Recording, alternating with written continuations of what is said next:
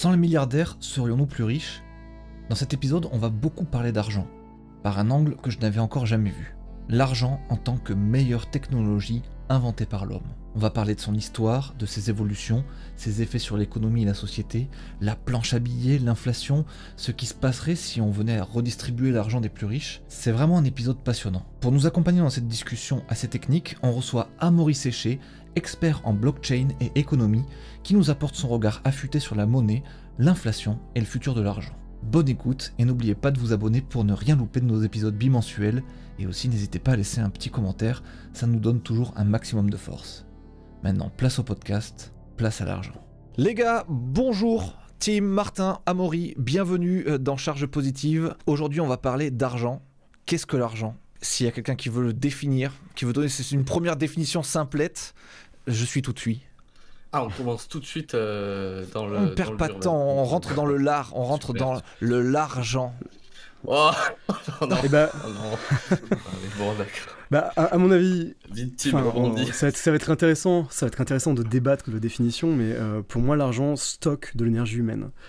L'argent permet de stocker temporairement de l'énergie, de la réallouer plus tard. De l'énergie qui sert à faire pousser des carottes, à faire travailler des gens qui t'apportent de l'électricité, à faire tes vêtements, voilà, ou le mec qui fait ton burger, enfin peu importe, ou qui programme un site web, des choses comme ça. Donc pour moi c'est un storage d'énergie ni plus ni moins humain. T'as conscience que n'importe qui aurait répondu, moi l'argent c'est ce qui me sert à remplir mon frigo, c'est ce qui me sert... Bah ouais, on aurait commencé comme ça quoi. Ouais, Amaury. Pourquoi l'argent te permet de remplir ton frigo, si tu veux? Parce qu'il sert à rien, vraiment, à quelqu'un d'autre, quoi. Tu vois, c'est juste un nombre. C'est un nombre, c'est du papier. Comment ça se fait que cette autre personne accepte de remplir ton frigo alors que tu lui donnes des nombres? Vaste question. Ça, j'en sais rien, les gars, c'est pas mon rôle. Moi, je suis le naïf, encore une fois. Je suis le candide. Martin, est-ce que tu veux nous donner une définition avant que Amaury nous donne un truc bien solide? Ouais, moi j'ai une définition très entrepreneuriale de l'argent, puisque si tu veux, de l'argent, j'en manipule avec mes sociétés des quantités pas énormes, mais invraisemblables. Faramineuses. Non, mais vous allez dire, moi l'argent, je sais ce que c'est, vu que j'en ai grave plein les poches. Tu vois, dans mes sociétés, c'est plusieurs millions d'euros qui passent tous les ans dedans, tu vois. Donc c'est pas un truc dont je me sers pour m'acheter des trucs ou que je regarde de cette manière. Ça me sert, tu vois, à énormément de choses. Donc à payer des gens, certes, mais aussi, tu vois, à faire des investissements, que ce soit dans les startups ou au sein de mes propres entreprises pour développer nouveaux services. Là, par exemple, tu vois, on va ouvrir sur ma société de services, on va ouvrir une branche service AI pour les grands groupes. Et ben là, tu vois, là, j'ai pris un spécialiste, j'ai investi de l'argent dessus, je gagne pas d'argent parce que les clients sont pas encore prêts à payer, puisqu'on fournit en termes d'output, c'est pas encore très, comment dire, business centric, tu vois, ça ne génère pas toujours de l'argent. Donc pour moi, l'argent, si tu veux, pour faire très simple, c'est ni plus ni moins qu'un outil. Et comme la vaste majorité de l'argent que j'utilise, il sert à ça, ben l'argent que j'ai moi en perso pour finalement vivre, m'acheter, aller au restaurant, voyager, me faire plaisir, ben c'est une petite fraction. Et donc je considère l'argent comme étant tu vois, un outil. Ouais, c'est des trucs qu'on entend aussi. L'argent, c'est le système sanguin de l'économie, ce genre de choses. On va en parler. On va en parler. Donc l'argent, c'est une batterie, l'argent, c'est du sang. Amaury, est-ce que tu veux nous dire ce qu'est l'argent pour toi? Ouais, alors, il n'y a pas une définition. Hein, selon à qui tu demandes, tu auras des définitions aussi à fond, mais la façon dont c'est vu souvent, c'est à la base, c'est la commodité qui est la plus acceptée dans une société en général. Donc une commodité, c'est quoi? En fait, ça peut être n'importe quoi, de l'or, de l'argent, des coquillages, des petits cailloux, enfin n'importe quoi. Mais celui qui est le plus couramment accepté par tout le monde dans un groupe, ça devient l'argent.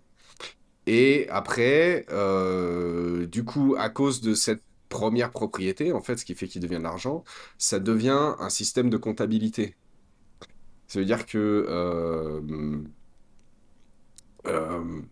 si moi je fais quelque chose qui est utile, je crée quelque chose, je fabrique quelque chose, ou je rends un service ou quoi, on va me donner de l'argent, en contrepartie. Et cet argent, bah, c'est un peu une représentation, un nombre sur est-ce que ce que j'ai créé, est-ce que ça avait de la valeur ou pas. Et moi, du coup, bah, je peux réutiliser cet argent pour le dépenser auprès de d'autres personnes ou d'autres entreprises ou quoi, pour que eux, ils fassent des choses de valeur pour moi. Et donc, ça devient une technologie de l'information, en fait, qui permet de assigner à chacun, voilà, combien de valeur tu as créé pour les autres. Et donc, du coup, en contrepartie, combien de valeur tu peux extraire des autres, en quelque sorte. Tu peux pas les forcer, mais voilà. Martin, tu t'es présenté à Amaury, tu nous as dit que tu as plein d'argent, que tu es vici, que tu utilises de l'argent, tu sais même plus Mais comment non, mais- utiliser ton argent tellement t'en as partout qui déborde. Ah. D'accord, on a compris. Par contre, Amaury ne s'est pas encore présenté à notre audience et à nous-mêmes. Donc Amaury, qui es-tu? Que fais-tu? Alors, bah, je suis Amaury Séché, je suis un ingénieur réseau et télécommunications à la base, et en pratique j'ai fait surtout du logiciel, en tout cas pour commencer. Mais en parallèle j'avais toujours un intérêt pour l'économie, et, et donc je me suis intéressé évidemment à la crypto très très tôt, parce que c'était complètement dans mes cordes, hein, parce que c'est un problème qui est à cheval entre le logiciel, les systèmes distribués, donc c'est ce que tu utilises pour faire des réseaux de télécommunications, et de l'économie. Donc, bah, moi, direct, ça m'a parlé. Bon, pendant quelques années, j'étais un peu en retrait. Alors, faut comprendre aussi que maintenant, c'est c'est plutôt démocratisé quand même. Je veux dire, hyper démocratisé, c'est peut-être une exagération, mais je sais plus, je regardais les chiffres, je crois qu'il y a 10-12% des Français qui ont de la crypto, par exemple. Donc, c'est pas hyper démocratisé, mais enfin, ça va, quoi. Mais à l'époque, c'était pas du tout le cas, et il y avait eu il y avait eu des essais qui avaient été faits avant Bitcoin pour créer des trucs, et il y avait eu des crackdowns des autorités dans les différents pays, des gens qui avaient fait ça, qui étaient assez terribles en fait. Donc à l'époque, on s'annonçait pas trop, ah, ça m'intéresse, vas-y, fond et tout, on le disait pas forcément trop quoi. Mais bon, en 2015, 2016, 2017, j'ai commencé à être un peu plus public avec ça. En 2017, il y a eu un grand débat dans Bitcoin à propos de comment scaler, donc on peut peut-être parler de ça à un moment. Bien sûr. Moi, à cette époque-là, j'ai mené un fork de Bitcoin qui s'appelle Bitcoin Cash, qui avait des capacités enfin qui a toujours d'ailleurs des capacités de scaling supérieures, Et quand tu dis scaler, tu parles des capacités de... de faire des transactions. Ouais, ouais. Ouais. Donc plus rapide, de pas attendre 2 heures, de pas attendre les validations des blocs comme d'habitude. Enfin, c'est un système beaucoup Exactement. plus avec une latence bien moindre que le Bitcoin normal, quoi. Exactement. Et ça, je pense que... Alors, Bitcoin Cash a moins bien marché que Bitcoin en pratique. Cependant, tous les problèmes qui avaient été un peu anticipés par le fait de ne pas améliorer la capacité sont aussi tous matérialisés. Ouais. Donc, c'est un peu, un peu décevant comme évolution de l'écosystème pour moi. Ouais. On pourra parler un peu de tout ça, mais ça vient du fait que ton argent, tu veux qu'elle ait trois... Ce qui fait un bon argent, parce que ce qui devient l'argent, en fait, c'est la commodité la plus acceptée, mais euh, ça veut pas dire que n'importe quelle commodité a les mêmes qualités pour faire un argent de bonne qualité ou pas. Donc pour avoir un argent de bonne qualité, en fait, il faut qu'il soit un bon moyen d'échange. Tu vois, tu peux acheter des biens et des services avec, et c'est facile. Il faut qu'il soit un bon store of value en anglais, il faut qu'il maintienne sa valeur dans le temps. Ah oui. C'est une unité de mesure en fait de la valeur. Mm. C'est-à-dire que si tu dis voilà tel truc ça vaut tant d'euros, ça te donne une idée de la valeur du truc. Et si tu veux, historiquement, en fait, on n'a pas de technologies qui sont très bons aux trois. Ouais. Hmm. Tu parles Tu de vois. l'or, de tout ça. Ouais, ouais. Voilà, bah, si tu parles de l'or, par exemple, c'est un très bon moyen de conserver sa valeur dans le temps. Pourquoi? Parce que l'or, c'est inoxydable. Donc tu le mets dans un coffre quelque part, 100 ans, il a la même tête qu'après. Ça a des bonnes propriétés pour mesurer, puisque ça garde sa valeur dans le temps. C'est rare. Donc il va pas y avoir une inflation terrible en or. D'ailleurs, Il y les a gens peu de qui sont à fond- volatilité, c'est ça. il y a un peu de volatilité, mais pas tant que ça, en fait. Et c'est d'ailleurs même assez surprenant si tu regardes combien d'or il te fallait en 1800 pour acheter un costume. Et ben en fait, c'est à peu près la même chose aujourd'hui. C'est ouf. Ok. Tu vois, genre, ça n'a pas tellement pris de valeur, mais ça n'a Ce qui pas n'est pas le tellement cas baissé avec de le valeur. dollar. Si tu Bah, veux déjà, il acheter... n'y avait pas le dollar en 1800 aussi. Oui, oui, Je crois non, pardon, Mais- mais même le dollar d'il y a 100 ans, Ouais. tu vois, il n'y avait pas autant de dollars en circulation. Et donc Non, parce que aujourd'hui, les autres monnaies, justement, sont pas rares comme ça, alors que l'or, c'est rare. Mais par contre, l'or, comme moyen d'échange, c'est pas terrible, quoi. Parce que, bah, toi, si tu fais un service qu'on te paye en or, alors il faut peser et tout, s'il faut couper les trucs pour qu'ils fassent la bonne taille, tu vois, et mesurer le poids, et puis t'assurer de la qualité, de la pureté et tout. Enfin, c'est hyper pas pratique, quoi, tu vois. Donc l'or, c'est pas un très bon moyen d'échange. Et donc, par ailleurs, à côté, tu vas avoir des monnaies fiduciaires comme l'euro ou le dollar ou des trucs comme ça, qui, elles, sont beaucoup plus pratiques en tant que moyen d'échange, sont pas trop mal aussi en tant qu'unité de mesure, sont pas terribles en tant que store of value. Pourquoi? Parce qu'elles sont pas rares, en fait. Les gouvernements, enfin les banques centrales spécifiquement, en émettent de plus en plus chaque année. Donc ça garde pas sa valeur dans le temps. D'ailleurs, la durée moyenne d'une monnaie fiduciaire, je crois que c'est 27 ans, si je me rappelle bien. Ah, c'est tout, ouais. Donc c'est pas... tu Ouais, veux c'est dire pas que tous terrible, les hein. 27 ans, cette monnaie, on l'abandonne pour en utiliser une autre, genre par exemple le franc et l'euro. Ouais, alors c'est en moyenne, hein, donc Ouais. après nous, dans un pays comme la France ou en général c'est en plus Europe stable, ou en Amérique du Nord ou quoi, ça va durer plus de 27 ans a priori, mais dans le monde, la durée moyenne d'une monnaie fiduciaire, c'est 27 ans, ouais. Alors, est-ce que ça...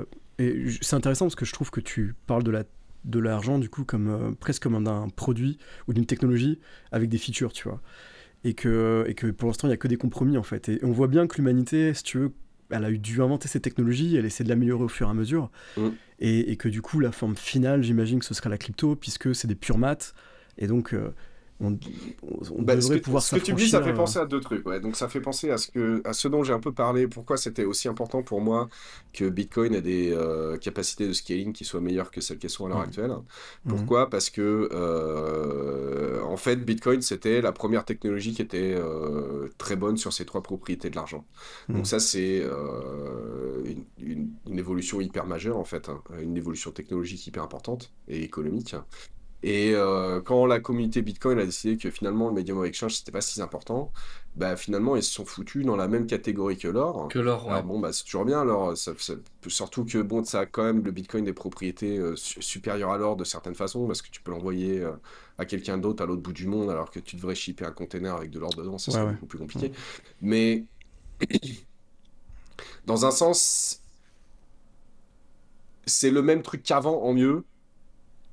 Alors que ça pourrait être un truc, tu vois, c'est une différence qualitative, alors que ça pourrait être une différence, genre un nouveau truc qui n'existait pas avant, quoi, tu vois. Et ça, c'est hyper dommage, je trouve. D'autant que, et là je reviens au deuxième truc auquel ça fait penser, en fait, l'histoire de la monnaie et de ses compromis, c'est l'histoire de presque toutes les civilisations. Et moi, ça fait un truc, je le dis depuis des années. Et il y a Ray Diallo, là, depuis quelques années, qui a repris cette thèse-là. Et moi, ça m'énerve parce que je le disais avant lui, mais bon, c'est Ray Diallo et moi, je suis moi, donc il est beaucoup plus connu que moi. Donc maintenant, c'est la thèse de Ray Diallo. Mais le truc qui se passe, et tu vois ça dans toutes les civilisations humaines qui ont toujours existé, il se passe toujours le même truc. En fait, au début, tu as un groupe de personnes, et puis tu as une commodité quelconque, un métaux précieux ou quoi, qui devient la monnaie. Et les gens utilisent ça, mais au fur et à mesure que donc ta société devient plus prospère, puisque maintenant, économiquement, elle a des outils qui sont mieux que les autres, hein. Donc elle prospère économiquement, elle grandit, et au fur et à mesure qu'elle grandit, le fait que ça soit pas un très bon medium of exchange, c'est pas un très bon moyen d'échange, ta monnaie, ça commence à limiter la possibilité de ton économie à grandir, quoi. Tu vois, ça crée de la friction un peu dans chaque échange, et donc t'atteins un peu une taille maximale, et tu peux pas trop la passer. Et là, t'as besoin d'autre chose. Et c'est là où on se met à introduire des monnaies fiduciaires. Ouais. Comme le dollar ou l'euro, des trucs comme ça. Et donc, le monnaie fiduciaire, le trade-off que tu fais, c'est que c'est un bien meilleur moyen d'échange. C'est plus un très bon store of value, puisque maintenant, c'est plus une monnaie qui est rare. Ouais. Et à partir de là, ça marche très très bien pendant 100 ans, 150 ans, 200 ans. boom économique incroyable. Pourquoi? Parce que tu as un bien meilleur moyen d'échange. Donc, soudainement, tu peux trader avec beaucoup, beaucoup plus de gens. Tu peux avoir une économie qui est beaucoup plus grande, une société beaucoup plus prospère. Mais le fait qu'il y ait quelqu'un qui peut émettre de la monnaie, à un moment donné, va y avoir une crise, va y avoir un truc, va y avoir quelqu'un qui est pas honnête qui se retrouve aux commandes. Enfin, il va y avoir un truc, et à un moment, tu te retrouves avec de l'inflation, tu te retrouves avec énormément d'inflation, et là, ton économie, elle fait... Et Et ta la civilisation, machine a- elle est finito, et tu recommences. La machine a Tu regardes imprimé l'Empire ottoman, l'Empire romain, enfin, toutes les grandes civilisations de l'homme, elles Ouais, suivent ouais. toutes ce pattern. Et Absolument. c'est pas un je moyen de propose lever des impôts, au final. Enfin, est-ce qu'on peut dire que l'inflation, c'est comme un impôt déguisé? Alors, c'est pire que ça, c'est 3 impôts déguisés. Ah, alors, dis-moi. Bah, le premier, c'est que... le premier, c'est le truc le plus évident. T'émets de la nouvelle monnaie en circulation, mais ça n'a pas créé de nouveaux biens et de services. Donc maintenant, tu as plus d'argent qui poursuit les mêmes biens et les services qu'il y avait avant. Donc chaque bien et chaque service va coûter un peu plus cher qu'avant. Mhm. Le temps que l'argent soit un peu dilué dans l'économie, et hop, tout vaut plus cher. Donc ça, c'est un premier impôt, parce que soudainement, bah, tes économies, elles valent moins cher qu'avant. Ce qui veut dire aussi, pardon, que le premier à avoir cet argent supplémentaire, lui, les prix sont pas encore ajustés et donc il en Ouais, bénéficie. ça s'appelle l'effet Cantillon. Donc, si Ouais. t'es près de la source, tu peux dépenser au prix pré-inflation, tu vois. Le premier C'est ça, personne c'est ça. qui a la... Tu vois, genre, si t'as une île avec quelques personnes et les gens, ils ont 100 $ pour s'acheter des noix de coco les uns aux autres ou je sais pas quoi, et que t'as un mec qui arrive sur l'île avec un gros container dans lequel il y a $1 million, tant qu'il a rien dépensé, le mec, il se passe rien sur l'île, tu vois. Mais le jour où il commence à dépenser son $1 million, les noix de coco, elles vont valoir des milliers de dollars d'un coup, quoi. C'est ça. Donc ça, c'est l'effet Cantillon. Le premier qui dépense, il dépense au prix pré-inflation, mais au fur et à mesure que ça se dilue dans l'économie, t'as prix de l'inflation s'ajuste qui se et, produit. Donc ça, c'est le premier effet, mais du coup, t'as le deuxième effet qui se coule, c'est que t'as des tax brackets, t'as des... mince, comment on dit en français? Enfin, Les seuils. t'as Ouais. des seuils d'imposition, tu vois. Donc si tu Ah. gagnes de temps à temps, tu vas payer 10% d'impôts. Si tu gagnes de temps à temps, tu vas payer 20% d'impôts, et ainsi de suite. Mais Mais il une faut fois que mettre t'as à de jour toutes les l'inflation, lois. Ouais. tu passes dans le tax bracket d'au-dessus. Donc tu payes, si tu veux, c'est comme si tu avais une taxe sur tes économies Mm. qui se faisait, mais c'est aussi une augmentation d'impôts, d'impôts futurs. Et il Parce que ces existe seuils-là, ils sont pas Oui, réajustés je vais avec poser l'inflation. ta question. Bah ça Avec du dépend, mais retard. pas forcément, hein. Ouais. Ouais. Et la troisième façon pour toi que c'était une taxation? Bah parce que Ouais. toutes tes dépenses ad vitam aeternam, elles augmentent, quoi. Ouais. Et donc après, tu vas avoir tous les impôts qui sont sur ces dépenses qui vont augmenter, genre la TVA, par exemple. Ouais. Donc c'est aussi une augmentation de tout ça. Et juste, Ouais, c'est est-ce qu'on peut intéressant. expliquer, parce que je suis pas sûr que ce soit évident pour tous les gens qui nous écoutent, parce que même pour moi, parfois, je galère souvent à me le représenter ce truc. Pourquoi le fait qu'il y ait plus d'argent, ça augmente le prix de tout? Genre c'est parce que tout le monde d'un coup fait sa pince et se dit oh c'est cool, il y a plus de thunes, je vais augmenter mes prix. Non. C'est quoi l'idée en fait, le En fait, schéma? Je peux le faire si tu veux. Tu veux le faire, Vas-y. oui, mais j'ai un exemple assez simple là-dessus. Bah, c'est un exemple assez simple, vas-y, ouais. Bah, imagine, j'ai 10 € et tu as 10 pommes. Ouais. Tu vois, bah, chaque pomme vaut 1 € du coup. Enfin, imagine-moi, là, chaque pomme vaut 1 €, tu as 10 pommes, j'ai 10 €. Il n'y a rien d'autre dans le système, il n'y a que toi et moi, c'est un système fermé hyper simple. Maintenant, imagine que j'émets 10 € en plus, j'en crée 10 en plus, donc j'en ai 20 au total. Toi, t'as pas 10 pommes en plus à m'offrir, hein, de ton côté. Donc en fait, si dans notre économie à deux, d'un coup il y a 20 € au lieu de 10, bah, tu vas me vendre chaque pomme 2 €, tu vois. Donc en fait, Pourquoi t'augmenterais le prix de ta pomme s'il a toujours coûté, si elle a toujours coûté 1 balle, pourquoi elle en coûterait 2 juste parce qu'il y a plus d'argent dans le game? C'est ça que je comprends pas. Ouais, parce que Parce toi, que t'as pas 20 pommes, en fait, si tu veux. Oui, mais c'est pas toi qui fixe le prix. Enfin, si, c'est toi qui fixe le prix, mais. Bah, le truc, c'est ce qui va se passer, c'est que si tu montes pas tes prix, t'es pas obligé de monter tes prix, hein, mais si tu montes fait- pas tes prix, l'autre, il va t'acheter toutes tes pommes, en fait. Donc toi, du coup, maintenant, t'as 2 fois moins de pommes, et lui, il a 2 fois plus de pommes, et il a rien fait du tout, lui. Il n'a rien fait de plus qu'avant. Est-ce que tu seras d'accord de continuer comme ça longtemps à lui donner 2 fois plus de pommes du jour au lendemain? Mais tu peux, À un en moment, fait, tu vas pour dire, les- attends, pour moi, il faut qu'il me reste l'expliquer, des pommes. pour l'expliquer mieux, si vous voulez les gars, il faut pas être. C'est simple prétentieux que ça, Martin. Non, mais il faut vraiment que pour tu l'assures, l'expliquer mieux pour quelqu'un qui est à ton niveau, Ben, qui est très très bas. Très bien. Tu vois, Ça continue. Ça continue. non, mais et là, je vais faire une explication et je vais me foirer. Et donc, du coup, tu vas pouvoir te défendre. Mais non, mais en fait, imagine un système qui est un peu plus complexe. Il n'y a pas que toi qui vends des pommes, tu vois. Il y a un autre mec, il y a moi par exemple, qui vend aussi des pommes. Et moi aussi, j'en ai 10. Toi, parce que tu es plus près de Tim et plus proche de lui, tu les lui achètes à lui. Mais moi, j'ai pas, enfin, on n'a pas tous les deux la même monnaie, tu vois. Genre moi j'ai que 10 euros, j'en ai que 10 unités de monnaie et lui il en réémet plus parce qu'il a besoin pour X raison de faire autre chose. Bah, du coup tu vas pouvoir, il va y avoir une concurrence entre les deux monnaies et ce qui fait que comment dire, tu vois, je rate mon explication. J'essaie de rendre le C'était truc plus catastrophique, complexe. Martin. C'était catastrophique. Mais Non, non, ça j'ai va. plus, c'est pour ça. Je vois ce que tu veux dire. Non, mais Si t'as une monnaie où c'est t'as 100 difficile unités... d'expliquer le fait que la monnaie se déprécie. Plus il y en a, plus elle perd sa valeur, tu vois. Mais parce que c'est qu'un reflet de l'économie. C'est qu'un reflet de l'économie totale. Si l'économie totale, elle vaut 10 pommes, si on ne produit que 10 pommes au total, fondamentalement, que t'aies 100 unités de monnaie ou que t'en aies 10, tu peux pas produire plus de pommes d'un coup. Donc, sinon, je pourrais émettre 1 million d'unités de monnaie. Et ça veut pas dire que j'ai 1 million de pommes. Donc, s'il y a que 10 pommes à se partager dans l'économie, ben, mon 1 million d'unités de monnaie, il va bien falloir le réajuster les prix pour que ça matche, tu vois. D'accord. Vu comme ça me plaît plus en fait de se dire que de toute manière on a un certain nombre de productions, on produit un nombre de trucs finis et que du coup c'est ça, l'argent qui est en circulation permet de se procurer ce truc fini. C'est un peu mon exemple, c'est que tu as 2 acheteurs. Si tu as 2 acheteurs et il revient à la charge, putain, il revient à la charge. Tu as 10 pommes, c'est toi qui les as. Tim il arrive, il dit moi j'ai 10 francs, donc je vais t'acheter tes 10 pommes, 1 euro la pomme, tu vois, enfin 1 franc la pomme. Moi qui suis la banque centrale, je dis moi aussi j'ai envie de me gaver, je vais remettre 20 francs. Moi je vais venir te voir et je te dis ta pomme, moi je te l'achète 2. Donc Tim lui il est baisé parce que lui il a perdu de la valeur.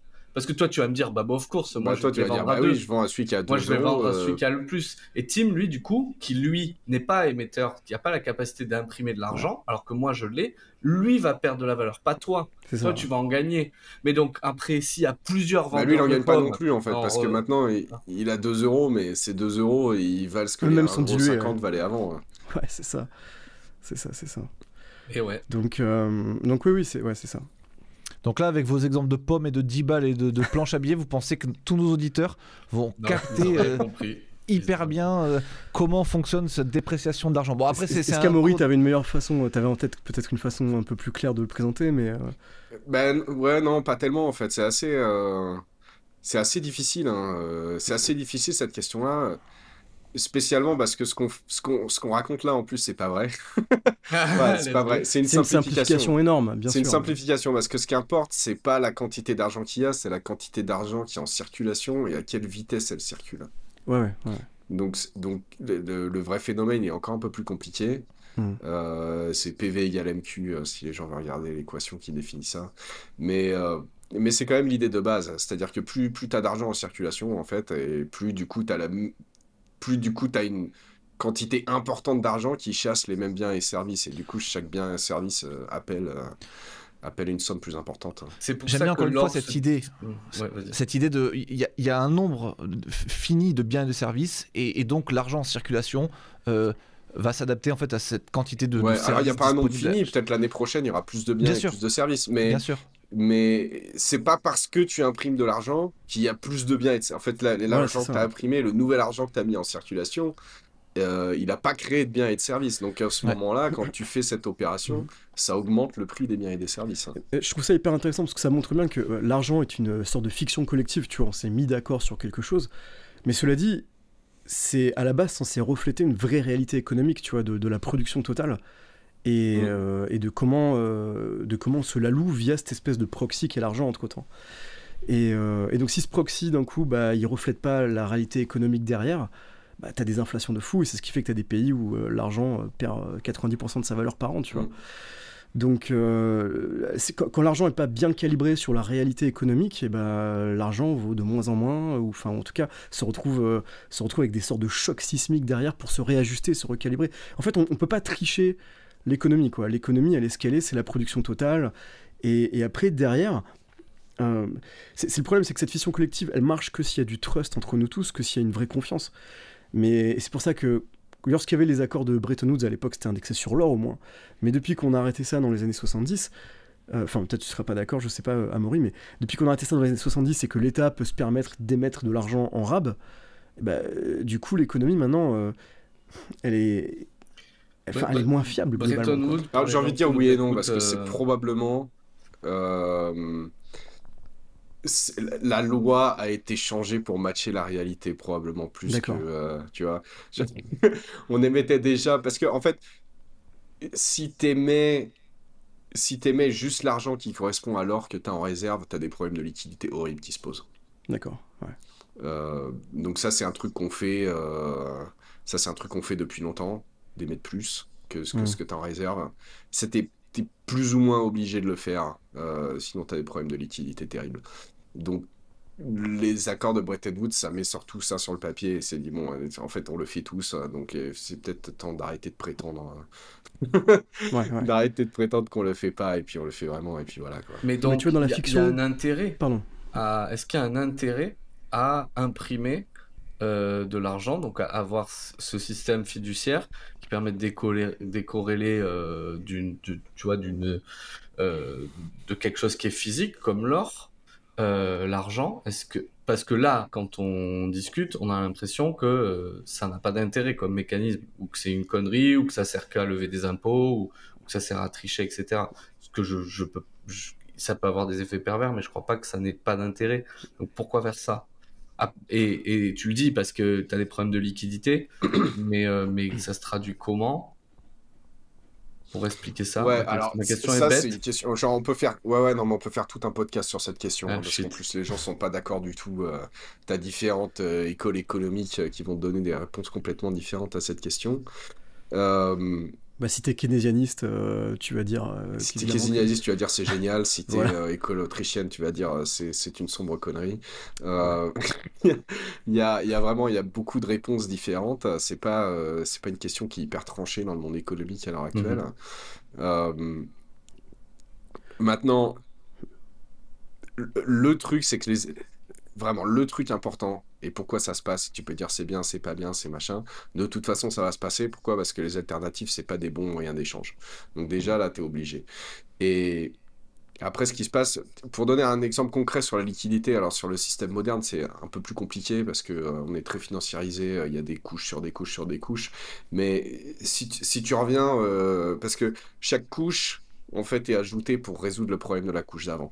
Donc là, disons que tu as, tu as de l'or et peut-être une civilisation autour de la Méditerranée, tu fais des traits en bateau ou quoi machin avec l'or. Bon, c'est super pas pratique quoi, parce que déjà faut que t'emmènes l'or sur ton bateau, tu peux te faire attaquer par des pirates, enfin tu vois, il peut se passer n'importe quoi. Ouais, la sécurité de la transaction est assez faible, ouais. Ouais, c'est hyper, c'est hyper pas pratique quoi.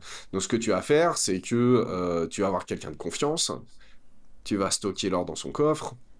Lui, il va te donner des reçus en disant, bah voilà, toi, t'as un bon pour revenir au mec qui a le coffre pour dire, bah voilà, moi, je peux avoir tant d'or depuis le coffre contre ce coupon. Et donc, toi, tu te trimbales avec tes coupons et c'est beaucoup plus simple. Et puis, le mec à l'autre bout, en fait, lui, tant qu'il a confiance qu'il y a vraiment de l'or dans le coffre, et ben tout va bien, quoi. Et quand tu commences à faire ça, en fait, tu te retrouves avec des problèmes de liquidité horribles parce que si le mec à l'autre bout, il veut, tu vois, recevoir ses coupons, bah, ou bien il doit revenir. Mais alors ça, c'est bon.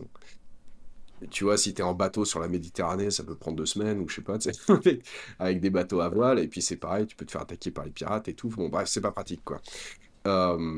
Donc lui, ce qu'il voudrait, en fait, c'est retrouver l'or dans un autre mec qui a un coffre chez lui. Donc là, à partir de là, les mecs, ils doivent transférer de l'or de façon asynchrone pour essayer de faire en sorte qu'il y ait assez dans chaque coffre pour couvrir la demande. Mais tu sais pas exactement combien est la demande à chaque endroit. Donc tu es obligé d'avoir du rab. Parce que s'il faut que tu vois, t'envoies un shipment d'or qui fait tout le tour de la Méditerranée ou quoi, ça va te prendre un mois ou quoi. Donc il faut que tu saches que tu aies suffisamment d'or pour dans chaque port, ouais, dans chaque lieu important pour couvrir suffisamment de dépenses. Et puis il faut que tu aies une marge de sécurité parce que tu sais pas exactement. Tu peux toujours estimer combien les gens te vont demander, mais tu sais pas exactement. Et donc ça c'est un problème terrible en fait, parce que si tu fais les calculs très très vite, tu vas te rendre compte que la quantité d'or qu'il te faut pour avoir un système comme ça qui marche. Mais faramineuse. Elle est faramineuse par rapport à l'activité économique que tu peux avoir. Et donc, bah, la solution à ce problème, en fait, c'est d'émettre plus de coupons que ce qu'il y a d'or dans les coffres. Ouais. Et comme tout le monde va pas demander son or au même moment, en fait, ça marche tant que t'exagères pas. Ouais. C'est ce qui fait qu'il y a des runs des fois sur les banques et que d'un coup elles s'écroulent. Ben oui, parce que ce qui va se passer, c'est que tant que les gens ils ont confiance qu'il y a suffisamment d'or dans la banque pour que s'ils veulent récupérer l'or, tout va bien, bah tout va bien. Mais si un jour les gens commencent à se dire ah, il y a peut-être pas assez d'or dans la banque, ils vont tous y aller en même temps parce que tu vois, les premiers ils vont pouvoir avoir de l'or, mais les derniers ils vont pas pouvoir en avoir. Tu vois, les derniers ils ont des coupons qui valent rien. Donc à partir du moment où la confiance elle est brisée, très très vite ça se passe très très mal. Ça s'appelle un bank run. Ouais. Et donc, c'est bien d'en émettre plus, parce que ça résout le problème de liquidité, mais c'est pas bien d'en émettre trop, parce que plus t'en émets, et plus t'as de risque de bank run. Non, mais c'est Donc, important d'expliquer ça parce que si tu veux, sinon c'est très facile de dire oui, imprimer de la monnaie, c'est 100% de la merde et toutes les banques centrales et les banques qui émettent des prêts avec des leviers parce que ils ont pas autant de liquidité, mais ils ont besoin de faire des prêts, etc. Tout ça, c'est de la merde, etc. Alors que c'est pas forcément. Et le fait que tu expliques la liquidité, je pense que c'est important. C'est un outil dans l'arsenal des États pour se financer, tu vois, quand il y a besoin. Par exemple, pendant le Covid, l'activité était en panne. Mais pas que des États, hein. Toi, quand tu fais un prêt à la banque elle émet du nouvel argent c'est vrai. Pour te fournir ton prêt. C'est pas... Enfin, très souvent, les gens ont l'impression que la banque prête l'argent des autres gens qui ont déposé leur argent à la banque, mais c'est pas ce qui se passe, en fait. Quand toi, tu prêtes de l'argent à la banque elle-même, elle demande à la banque centrale d'émettre de l'argent pour elle. Et elle va te donner du nouvel argent qui a été créé ex nihilo au moment où tu fais ton prêt. Hein. Donc c'est pas que les États, mais il faut qu'elles aient le feu vert de la banque centrale. Alors il y a des contraintes parce que justement sinon tu as le problème du bank run. Si les banques elles peuvent imprimer tout ce qu'elles veulent, voilà. Il n'y a pas de limite, il n'y a aucun problème. Là, tu vas avoir des bank runs et tu vas avoir une inflation terrible aussi. Donc tu as des problèmes aussi. Donc, tu as des règles assez spécifiques qui ont été un peu apprises dans la douleur. Mais ça marche pas trop mal aujourd'hui. Parce que si tu restreins trop le truc, tu retrouves tes problèmes de liquidité. Si tu étends trop le truc, tu as des problèmes d'inflation et des problèmes de bank run. Donc, mais est-ce que du coup...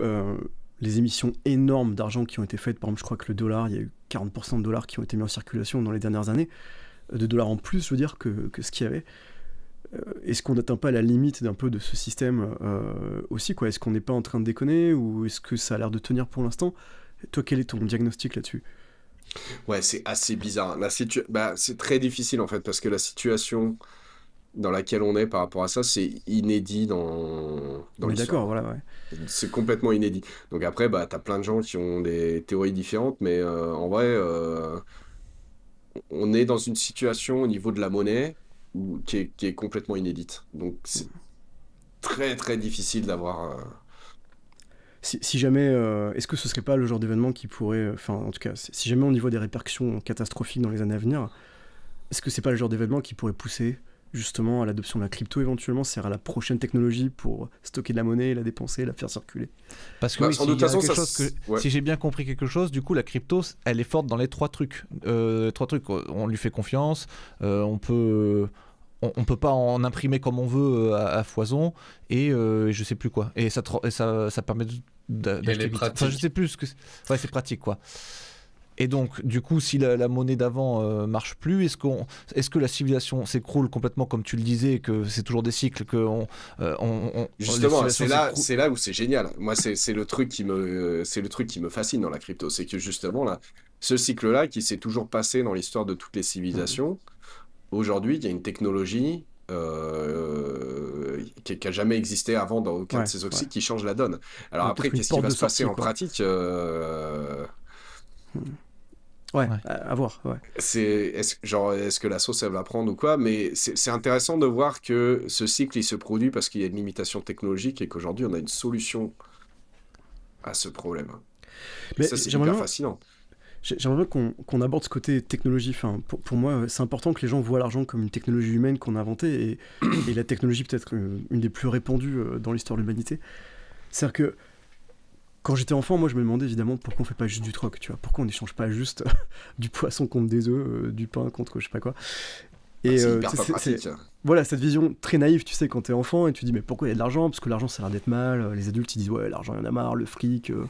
Et donc c'est vrai qu'enfant... Mais non seulement, attends, j'ai Ouais. un petit truc par rapport à ça, c'est que souvent, quand tu lis les trucs qui te racontent l'histoire de l'argent ou quoi machin, on te dit, ouais, il y avait le troc, et puis après, nanana. En fait, quand tu étudies vraiment l'histoire des groupes humains ou quoi, Hmm. cette étape du troc, elle n'existe pas vraiment, hein. Ouais. Parce que ce qui se passe à la base, c'est que t'es dans un petit groupe, tu vois, il y a peut-être 50 personnes, 100 Ouais. personnes, machin, enfin un village, quoi. Et tout le monde connaît tout le monde, en fait. Donc, le mec qui fabrique tous les trucs qui sont utiles à tout le monde sait qui c'est, quoi. Et le mec qui en Mais branle pas une, tout le entre monde sait qui villages, c'est aussi, quoi. il y avait bien des échanges de biens entre villages. Eux, ils sont forts. Ouais. Je sais pas, un village de pêcheurs qui fait du poisson versus nous qui faisons du grain. Enfin, il devait y avoir Non, ça bien au tout sûr, début. Mais ouais. ça veut pas dire que le troc a pas du tout existé, mais cette idée que le troc était Oui, la forme la naturelle de forme l'échange. Ouais, naturelle ouais. d'échange numéro un, et puis qu'il y avait des problèmes avec ça, et du coup on a fait autre chose, Je suis ça d'accord avec toi. c'est plus une histoire que comment ça se passe vraiment. Donc du coup, ouais, ce que je voulais venir par là, c'est que dans le troc, t'as raison. Enfin, évidemment, en tant que technologie, le troc pose énormément de problèmes puisque la valeur d'un bien périt avec le bien. Donc, un poisson, par exemple, 3 jours plus tard, si tu l'as pas réussi à trouver un preneur, ton poisson est mort, il est pourri et tu peux pas utiliser sa valeur 6 mois plus tard ou dans un autre pays. Mhm. C'est pas faisable. Non, puis Alors t'as que, d'autres problèmes, je sais pas, moi, tu veux construire une cathédrale, tu vois. ouais, Et bah, si t'as ce que t'as pour faudrait, payer, ouais, c'est des poulets, tu vois, ça va être hyper compliqué parce que on est d'accord. comment tu vas ramasser assez de poulets Et qui a besoin euh, d'autant de poulets d'un coup? Ouais, ouais. Non, mais c'est ça, parce qu'il va te falloir des millions de poulets, tu vois, pour financer une Hmm. cathédrale. Donc, qu'est-ce que tu vas faire, quoi? Comment tu vas t'en sortir? Je sens que Ben a une connerie à nous sortir. Non, j'ai quelque chose de très sérieux. Pourquoi vous prétendez que ça va être une connerie? Mais je me dis que ton poisson qui perd de la valeur avec le temps, c'est. Est-ce que c'est de l'impoisson? Oh non. Oui, Mec, moi, je la on sentais va te venir. couper, hein. Moi, je vais te couper, hein. Je vais te couper, hein. Quoi? Mais non, mais parce que ton cerveau conçoit des jeux de mots qui ne font rire que toi, en fait. J'ai eu tout le monde. Les Là, en fait, musiques c'est sont- pas ton sont jeu de mots alignées. qui nous fait rire, c'est la situation, c'est toi qui nous fait rire, Ben. C'est malgré toi, c'est très grave. Bon, l'impoisson, ton poisson perd de Ouais. l'argent avec les jours qui passent. Bref, on voulait atterrir où avec ça? Tim, tu poses une question technologique Bah, à c'est-à-dire que Amaury, dans et l'évolution de j'aimerais que tu l'argent, l'évolution de l'argent en tant que technologie, c'est-à-dire que bon, au tout début, effectivement, il y a eu le troc et je suis d'accord que c'était pas l'état naturel des choses. Je pense que très vite, enfin, de ce qu'on a l'air de voir, très vite, on est passé à une forme d'échange, ne serait-ce que via des pierres rares, des coquillages, des perles, enfin, peu importe ce qu'on trouvait qui permettait de se dire, bon, j'ai vendu 100 poissons à ce mec, en échange, il me donne ces coquillages et du coup, je peux les claquer 6 mois plus tard en hiver quand j'ai pas de bouffe et que j'ai besoin de grains ou je sais pas quoi, ou de farine. Et que d'un coup, en fait, cette capacité à abstraire la valeur de son bien, et soit pour l'accumuler, pour faire un plus gros projet, comme tu disais, une cathédrale, soit pour le dépenser plus tard dans le temps, ou soit le dépenser ailleurs géographiquement, enfin, c'est quelque chose qui avant n'était pas vraiment faisable, tu vois. Tu peux pas transporter des poissons sur 500 km il y a 2000 ans, enfin, ça me paraît compliqué. On n'avait pas les chaînes de refroidissement qu'on a aujourd'hui, etc. Donc pouvoir abstraire la valeur de quelque chose de son bien, ça a vraiment, je pense, été un outil énorme pour l'humanité, pour faciliter le libre-échange tout simplement et s'assurer que les humains peuvent commercer, échanger de la valeur très facilement Ouais, et que tout le système s'auto-optimise, quoi. il y a, il y a un truc peut-être qu'on manque assez facilement, Mhm. c'est que plus ton groupe est large, en fait, et plus il y a de la possibilité pour des gens de se spécialiser. Tout à fait, ouais. Tu vois, parce que si tu as ton groupe de 100 personnes, en fait, tout le monde va faire de la bouffe tout le temps, et ça veut dire qu'il n'y a Mhm. pas de docteur, ou Bien tu sûr. vois, de trucs comme ça, quoi.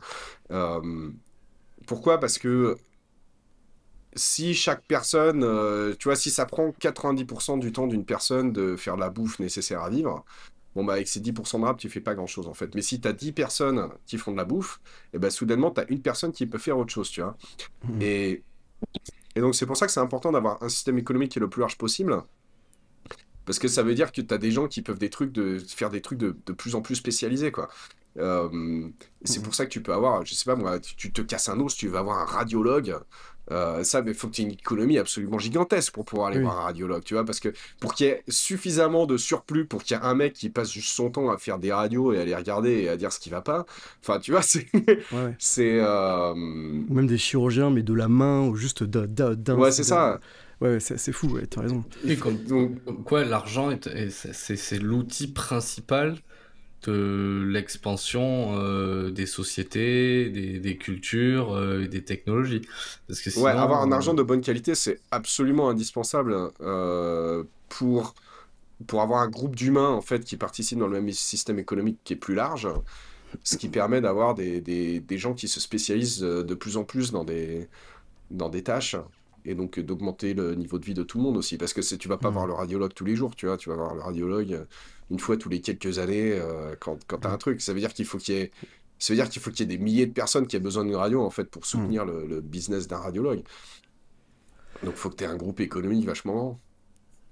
Du coup, on sait quel est le premier empire, enfin, quelle est la première civilisation à avoir vraiment maîtrisé l'argent. Est-ce que c'est l'Empire romain? Est-ce que les Égyptiens aussi avaient une forme très avancée ou pas? Je sais que l'Empire romain, il me semble que les pièces pouvaient circuler dans tout l'Empire. Elles étaient acceptées universellement dans l'Empire. Est-ce qu'on avait des exemples avant ça? Enfin, je sais pas si...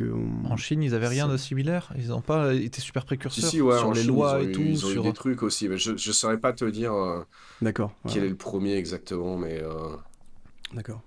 très très tôt, hein. De toute façon, le premier...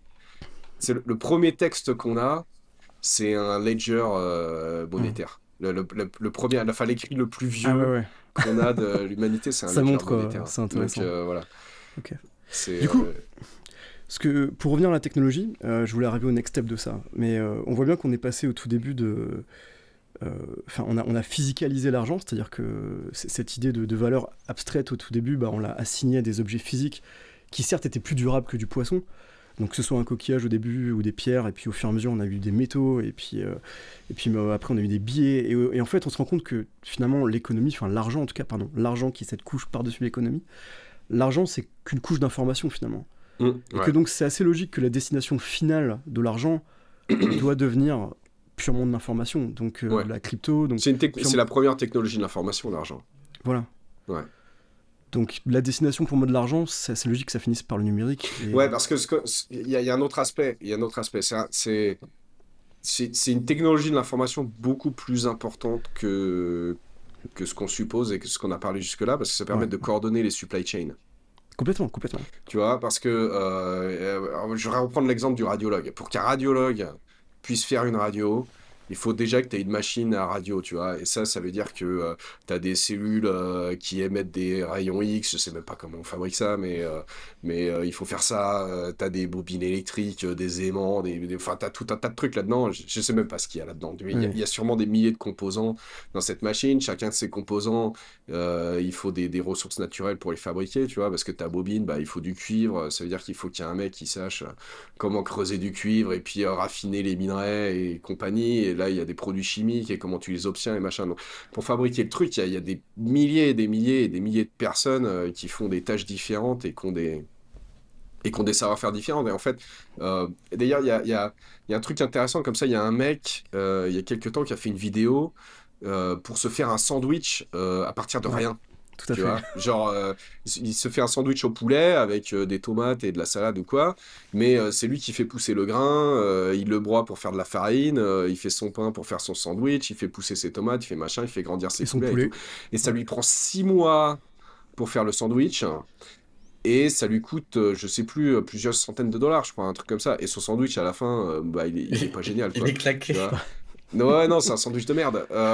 Et tu peux aller, toi, au supermarché et acheter ce qu'il te faut et te faire un sandwich bien mieux que le sien, tu vois. Et ça te coûte 1% du prix et ça te prend moins d'1% du temps. Oui, ça sert à répartir et à allouer les ressources dans diverses technologies, industries, spécialités.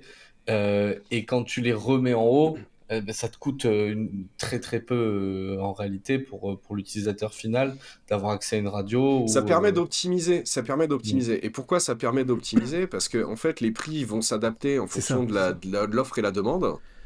Donc moi je sais pas, tu sais, imagine t'es en train de gérer l'économie, tu vois, t'es un président d'un pays communiste, tu gères toutes Ah, les mon ressources. Et rêve. donc Littéralement mon rêve. t'as des mecs qui creusent, tu vois, dans une mine qui extrait du fer, par exemple. Qu'est-ce que t'en fais de ce fer? Est-ce que tu vas faire des rails? Est-ce que tu vas faire, je sais pas moi, des armes? Est-ce que tu vas faire des voitures? Enfin, tu vois, tu peux faire plein de trucs avec du fer. Et la question, c'est combien de fer tu mets sur chacune de ces applications ou quoi? Qu'est-ce qui va créer le plus de valeur à la fin? Et c'est hyper compliqué comme question. Et en fait, la beauté de Oui. l'argent, c'est que personne n'a besoin de répondre à cette question, en fait. Parce que Oui, ce qui va oui. se passer, c'est que si d'un coup, il y a plus de demandes pour des voitures, pour une raison quelconque, en fait, on s'en fout, le pétrole est moins cher, soudainement, ou j'en sais rien, n'importe quoi, il se passe un truc, il y a plus de demandes de voitures. Bon, soudainement, les gens, ils veulent plus de voitures. Bon, bah, du coup, il y a plus de demandes pour les voitures. Donc, les mecs qui fabriquent des voitures, eux, ils ont plus de demandes pour le fer. Donc, du coup, eh ben, le marchand de fer, maintenant, il peut vendre son fer plus cher aux gens qui font des voitures, qui peut le vendre aux gens qui font des rails, par exemple. Ouais, ouais. Et vice Et versa, du s'il y a une coup- guerre, le prix des armes monte et d'un coup, parce qu'il y a de la Exactement. demande pour faire des Et du armes. coup, ça permet de diriger les ressources où elles produisent le plus de valeur. Mhm. Sans qu'il y ait personne qui ait besoin de savoir, en fait, parce que c'est un système d'agrégation. Alors, non seulement c'est un système d'agrégation de l'information, parce que si le prix est plus élevé, bah, tu sais qu'il y a plus de demandes pour cette ressource à cet endroit-là. Mais c'est aussi une incitation. Parce que tu pourrais dire, bah moi je m'en fous, il y en a plus besoin là, mais moi je préfère les rails, donc je vends au mec qui a des rails. Ouais, mais si tu fais ça, tu gagnes moins d'argent, quoi. Et donc ton Ouais. poids économique, il se réduit au fil du temps, et le mec qui fait le bon truc, lui, son poids économique, il augmente au fil du temps. Mhm. Donc même si tu décides de pas jouer au jeu, en fait, le jeu se joue quand même, et la production de valeur augmente. Oui, parce Oui, que mais ton concurrent Pardon, Ton vas-y. concurrent qui fait le bon truc, lui, il va devenir plus important que toi. Voilà, il aura plus Je de veux mines, il va juste extraire plus de métaux. vous faire développer un peu plus parce que si je suis un peu comme ça marxiste ou communiste, je vais te dire ouais mais on n'a pas besoin de plus de voitures. C'est pas parce que les gens veulent plus de voitures qu'il faut plus de voitures. Si on prend, je voudrais prendre un contre-exemple d'un truc Bah moi je te dis, si tu veux pas de voiture, achète pas de voiture, quoi. non, mais d'accord. laisse les Bien autres, sûr, non, mais non, mais laisse par les autres exemple, qui veulent des voitures regarde, acheter des juste voitures. là où je veux en venir, c'est que aujourd'hui, l'Union européenne, par exemple, elle dit il faut plus de voitures thermiques.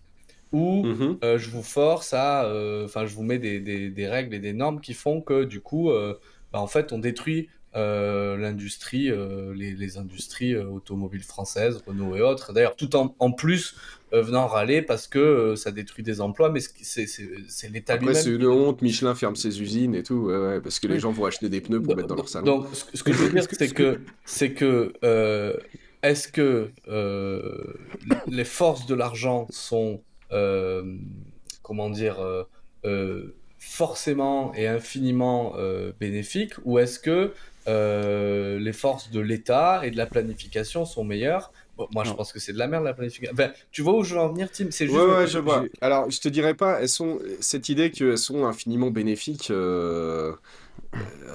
c'est pas vrai, hein, mais il faut comparer. Faut... Il y a souvent cette idée, tu vois, tu compares la situation réelle, un système imparfait, à un système idéal que tu imaginerais dans ta tête, et ça, c'est jamais C'est ça. une très bonne idée. La question, c'est est-ce que tu es capable d'allouer les ressources mieux de cette façon, plutôt que d'en ayant quelqu'un qui dirige, par exemple, en disant, bah, en Europe, on veut plus de voitures, on veut plus de voitures thermiques en 2035, à la place, on veut des voitures électriques. Eh bien, bah, dans un cas, en fait, tu agrèges toutes les préférences de tout le monde, en fait, hein. Mhm. C'est un peu le système démocratique ultime, hein, en Dans le quelque cas sorte. de l'argent, Ouais, tu parles. Dans le Oui. cas de l'argent, ouais. C'est Parce que l'intelligence chacun va collective. dépenser, et en dépensant, il va nudger le système un petit peu dans la direction de ce pourquoi il dépense, hein. Tu vois? Et donc, s'il y a beaucoup de gens qui dépensent dans une certaine direction, le système va s'optimiser pour subvenir à ses besoins.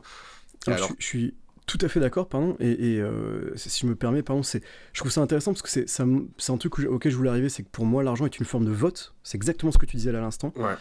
C'est-à-dire que via ce qu'on achète tous les jours, je sais pas si vous achetez votre café à Starbucks ou versus un petit café du coin, vous stimulez pas le même système. Vous stimulez pas... En fait, c'est du vote à haute fréquence. Tous les jours, on vote via la façon dont on claque nos thunes.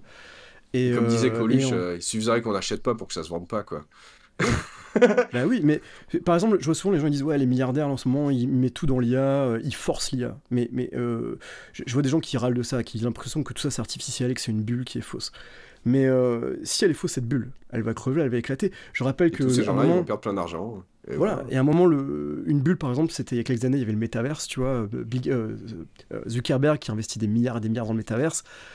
Finalement, le truc arrive nulle part et ça se crache, tu vois. Enfin, il se passe rien. Finalement, poum, ça a disparu, plus personne n'en parle.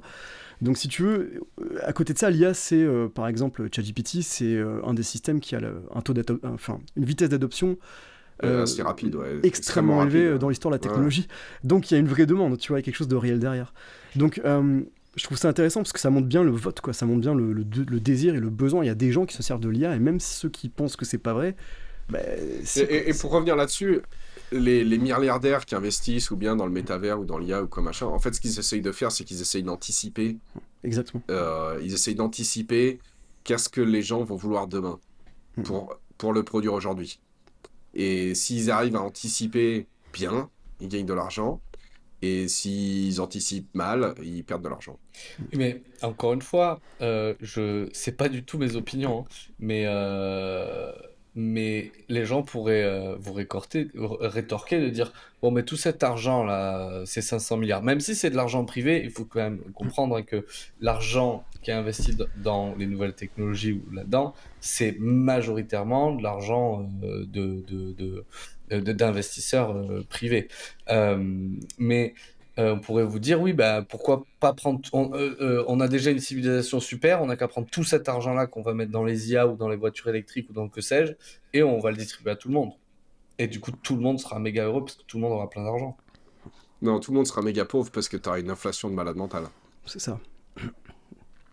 Parce que si tout le monde est millionnaire demain, bah, tu vas aller au supermarché, tu vas acheter une pomme, pour revenir au début les de la discussion. Bah, ta pomme, elle va coûter 100 € ou 1000 € ou je sais pas combien, tu vois. Oui. Parce que maintenant, tout le monde est millionnaire. Et il n'y a pas plus de pommes ou de voitures, ou je sais pas ce que les gens achètent, mais tu vois, il n'y a pas plus de trucs, quoi. Il n'y a pas plus de trucs. Tu mets le point sur quelque chose d'important, c'est que les prix encodent un signal. Les prix sont l'information, les prix encodent... un signal entre une sorte de ratio d'équilibre entre l'offre et la demande. Ouais. Et plus on distord ces prix, en mettant des plafonds, en disant que les prix sont plafonnés, on peut pas monter ça, on peut pas... Plus l'État en fait intervient au milieu, plus il y a des chances de tordre ce signal et donc de se planter sur la supply chain derrière. Et je sais pas, on peut le voir avec l'Allemagne par exemple, qui a fait des mauvais choix stratégiques sur son énergie et qui du coup le mange dans les dents et d'un coup, poum, le prix de l'énergie explose en Europe. C'est hyper intéressant. C'est le problème un peu de ce que tu disais, Martin, sur ta question, c'est que... C'est casser le thermomètre en fait. Ouais, l'argent, c'est pas les biens et les services. L'argent, c'est une représentation numérique de la demande pour différents biens et services. Ouais. Tu peux décider de, tu vois, mettre des quotas ou fixer les prix ou faire je sais pas quoi. Mais c'est l'équivalent de casser le thermomètre, en fait. Et si tu casses le thermomètre, il fait pas plus chaud ou plus froid. Et à un moment donné, si tu prends tes décisions par rapport au thermomètre qui est cassé, au bout d'un moment, ça va mal se passer. Ouais, et ça montre Pardon, je finis juste là-dessus, mais ça montre juste la différence pour moi entre... t'as d'un côté l'intelligence collective émergente qui vient de tous ces millions d'acteurs qui chacun achète à un prix qui leur convient ou pas, versus tout planifié par en haut, donc la planification centralisée qui arrive souvent dans les États totalitaires. Et c'est pour ça que souvent ces États totalitaires finissent par se cracher, c'est parce que leur économie, elle est faussée, artificielle, que leur supply chain, elles vont dans une direction. Et donc, du coup, si le bet que fait un État est le bon bet, tu vois, si le pari, pardon, que fait un État, c'est le bon, ça paye. Mais si l'État fait un mauvais pari, c'est le vautrage. Et par exemple, on l'a vu, les grandes famines qu'il y a eu en Russie à l'époque. Par exemple, quand Staline a fait confiance à Lysenko, qui prévoyait, qui avait promis à Staline de développer une agriculture communiste. Donc il prévoyait que si les graines on les mettait côte à côte, les plantes collaboraient entre elles. il vend ça à Staline. Staline dit ok, au lieu que chaque fermier fasse son test, ou qu'il y en a certains qui essayent de faire du bio, certains essayent de faire ça, comme nous on le fait. Lui il a dit non, je veux tout le pays qui passe à ça. Résultat, c'est que ça a finalement marché, tout le monde ça n'a pas marché. Ouais. Et vautrage total, et parce que il y a eu une décision top-down qui venait d'en haut, Et il n'y avait pas eu l'espèce d'intelligence collective, en fait, de faire plusieurs tests et de naturellement aller vers ce qui est le plus intéressant, le plus rentable, le plus fertile, etc. etc. Ouais, Et ça, donc, normalement, en fait, Mais tu remplaces le rôle de l'entrepreneur et de l'investisseur quand tu fais ça. Parce que c'est ce qu'ils font, les entrepreneurs et les investisseurs. Ils se disent, bah, peut-être qu'en faisant tel truc de telle autre façon, ça va mieux marcher ou pas. Bah, on met du temps, de l'argent, de l'énergie derrière le truc, on essaye. Et puis, bah, si on a raison, on gagne de l'argent. Puis si on n'a pas raison, on en perd. Et puis on recommence après. Ce rôle-là, c'est important que tu en aies plein, en fait, parce que tu as beaucoup de ces expérimentations qui vont pas marcher, en fait. Ouais. Quand tu démarres une entreprise, bah, ça marche pas toujours, quoi. Ouais. Même d'ailleurs, en moyenne, ça marche plutôt pas que ça marche. Ouais. Euh, Mais t'as raison, l'intérêt c'est que c'est des petites morts, c'est des accidents pas très graves. Entre guillemets, quand un business meurt, c'est Exactement. assez petit. C'est pas un système entier qui se crache et qui collapse comme l'URSS. Bah, puis c'est aussi une bonne pratique dans un business. Tu sais, on te dit failurely, tout ça, créer des MVP, machin. T'essayes de faire le truc minimum qui va essayer de prouver si ton truc il marche ou pas. Pourquoi? Parce que bah, si tu perds ton argent, quoi. Mais si t'as qu'un seul mec qui fait ça, bah, tu fais le pari qu'il va prendre toutes les meilleures décisions à chaque fois, à tous les coups. C'est impossible, hein, en fait. Mais il y a quand même des cas où la planification, c'est pas dégueulasse. Je pense au plan de nucléarisation civile de la France. Ça a été Mesmer, plutôt Messner. un succès.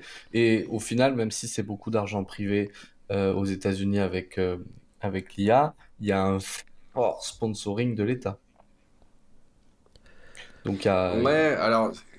Non, je dis des bêtises. Si, sur ces plans-là, spécifiquement, c'est plutôt positif. La question, c'est que tu peux pas avoir ces plans-là et juste ces plans-là, tu vois. T'as pas... tu vois, t'as pas ça, et puis à côté, t'as Numergy et Quant et je sais pas quoi, et tous ces autres trucs qui ont jamais marché, quoi. Tu vois, tu peux pas avoir l'un sans l'autre. Hein. Ou la nucléarisation française, c'est un pari qui a marché pour l'État français, mais l'énergie 22 allemand, qui est le plan à 600 milliards allemand, lui n'a pas marché. En effet.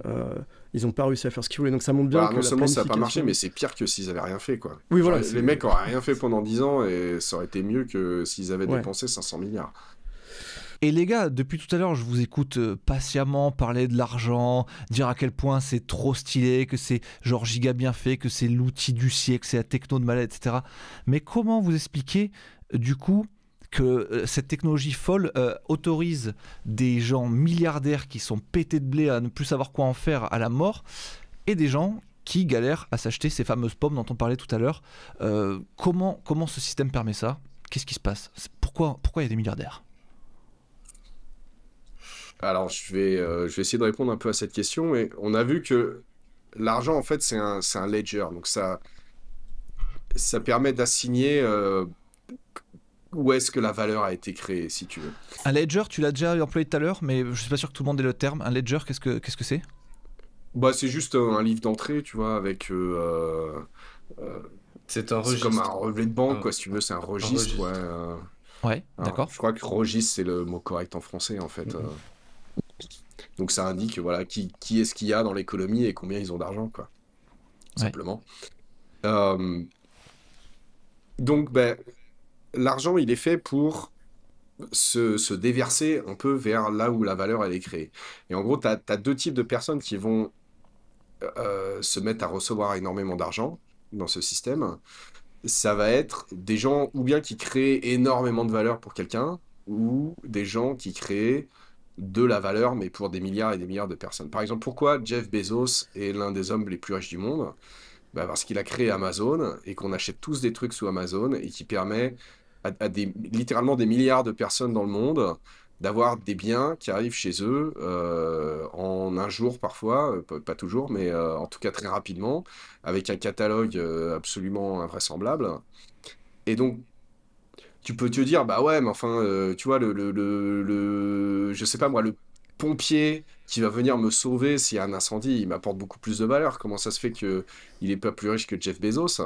Bah parce que le pompier qui vient te sauver, il t'apporte énormément de valeur à toi, mais juste à toi, tu vois.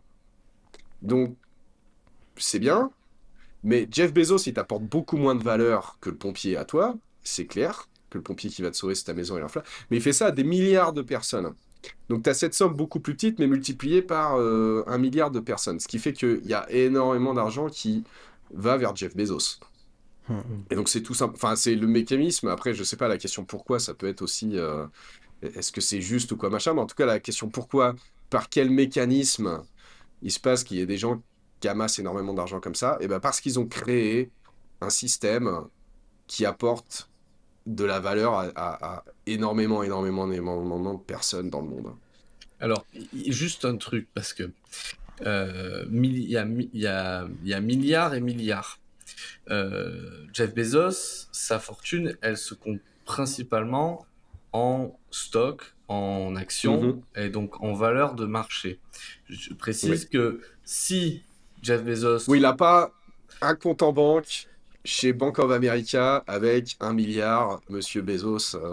Et pour lui, déplacer son argent pour le prendre depuis ses actions, pour le mettre dans un yacht, par exemple, qui est quelque chose de tangible qu'il peut acheter et qui coûte beaucoup d'argent, ou je sais pas, un jet ou des résidences, que sais-je, c'est pas aussi simple. C'est-à-dire que s'il prend 80% de ses actions, qu'il les vend, ben, instantanément, le cours de ses actions ne vaut plus ce qu'il valait avant, donc en fait, il peut pas tout vendre d'un coup.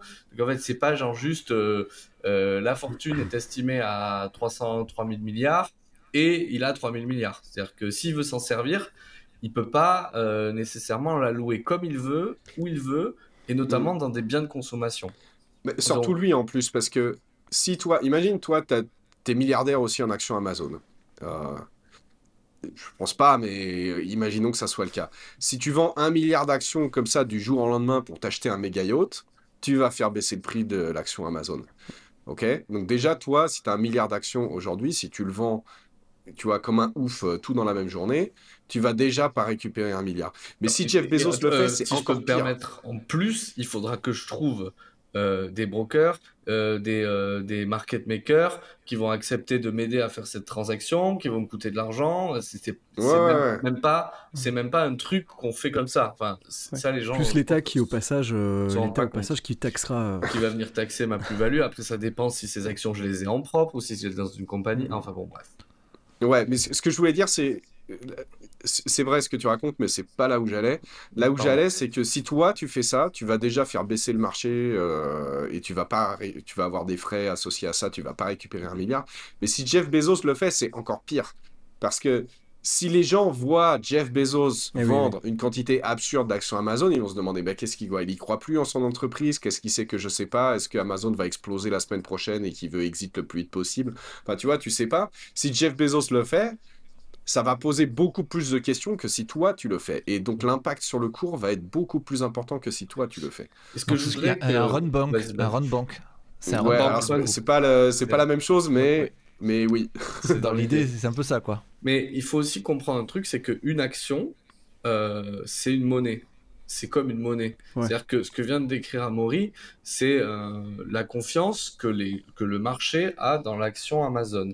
Et cette confiance dépend de la confiance des gros porteurs de cette action et surtout des gens qui détiennent ces actions et qui sont actifs et qui ont un intérêt à voir cette compagnie prospérer, perpétuer ses emplois, peut-être recruter mieux, s'étendre, etc. Et donc une action, c'est aussi une abstraction de valeur qui pourrait être considérée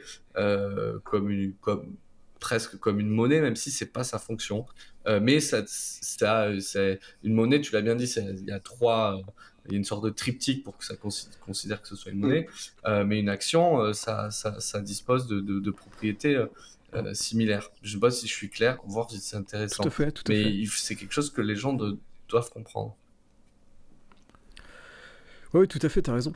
C'est vrai qu'une action Amazon, on pourrait imaginer que c'est une monnaie Amazon et qu'une action est égale à une pièce qui donne des droits là-dedans. Mais après, effectivement, la valeur de cette monnaie dépend de ce que les autres accordent à cette pièce. Dépend de la valeur que Amazon apporte aux gens dans le monde et ce qu'ils sont prêts à payer Amazon pour fournir comme service, en fait. C'est ça. Mais tout ça nous aide pas à répondre à la question... pardon, vas-y.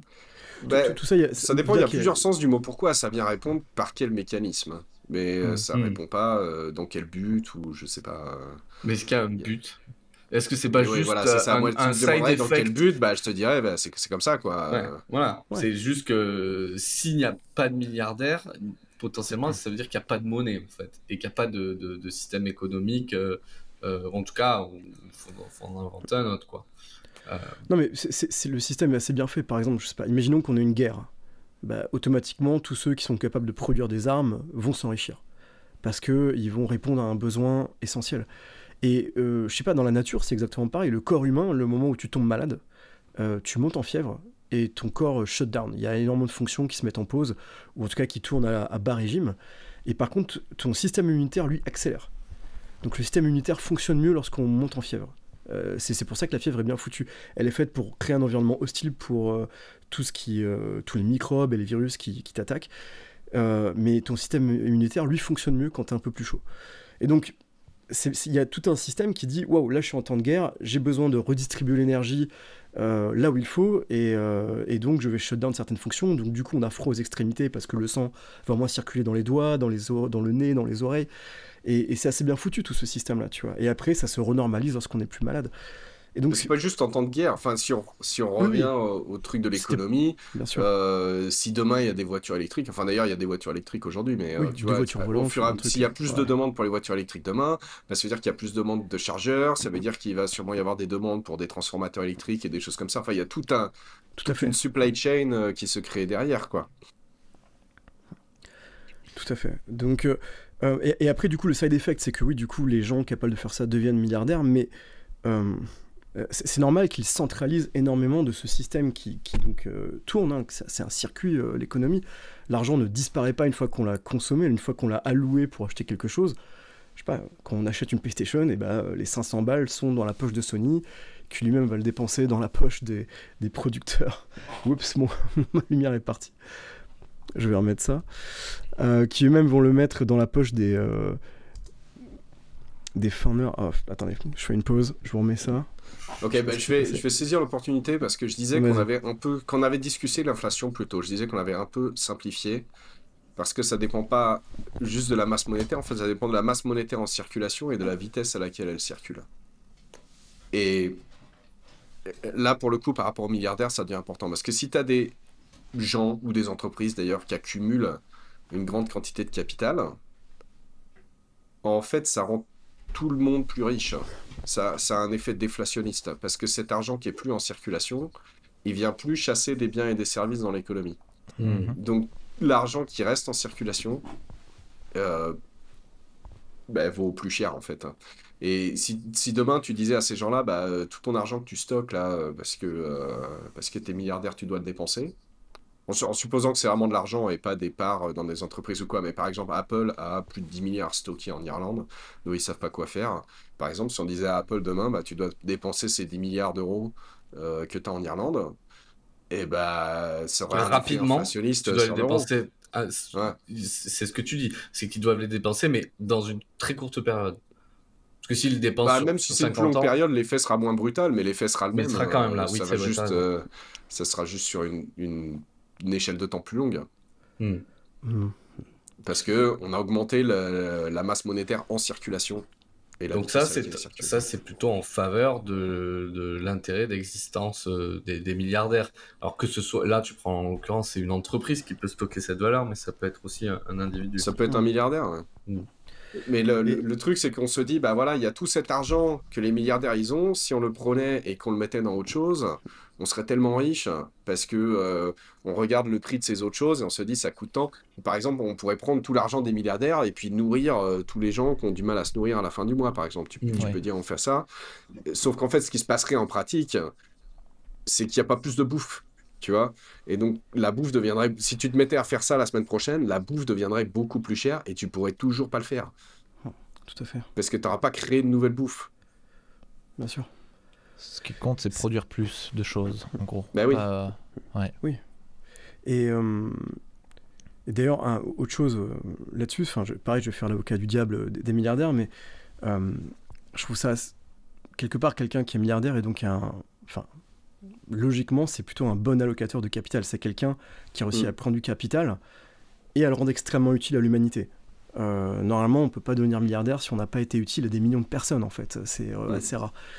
Et donc, du coup, ouais, beaucoup de gens aimeraient retirer effectivement l'argent des milliardaires ou le redistribuer, mais finalement, est-ce qu'il n'y a pas une valeur dans des gens qui sont extrêmement capables de créer des choses à très grande échelle pour servir l'humanité, et du coup, capable aussi de faire des paris absolument incroyables, comme je sais pas, Musk qui décide de faire des fusées qui se reposent, c'est un pari complètement fou, il faut énormément d'argent et de capital pour démarrer ça, mais au final, le bénéfice va être énorme, puisque toute l'humanité aura accès à Internet, que tu sois en Arctique, que tu sois un pêcheur sur un chalutier, tu as Internet à haute vitesse aujourd'hui, tu peux faire puis, FaceTime avec ta famille, tu peux à jouer à Call of l'inverse, Duty. imagine qu'il se gaufre, Elon Musk, en faisant ça. Et d'ailleurs, ils sont passés pas très loin parce que je crois que la première roquette qui Complètement. a pas explosé, c'était celle-là ou c'était pas, quoi. Parce qu'ils Complètement. avaient pas d'argent pour en faire une d'après. Donc ils sont vraiment passés pas loin de se gaufrer. Mais s'il se gaufre, ben, il se gaufre avec son argent, quoi. Donc toi, ça te coûte rien, en fait.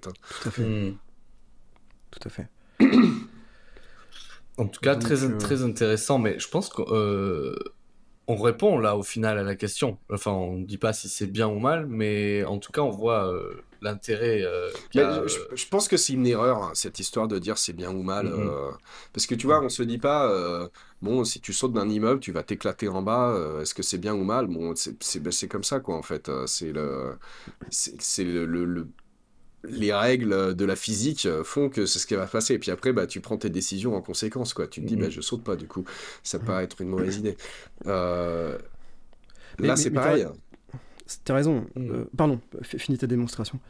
Bah, ouais, il n'y a pas beaucoup plus, c'est ni bien Non, ni mais mal, c'est comme ça. Il y a des gens qui ont créé énormément de valeur, ou qui ont créé une entreprise, ou quoi, qui ont créé quelque chose qui a généré énormément de valeur.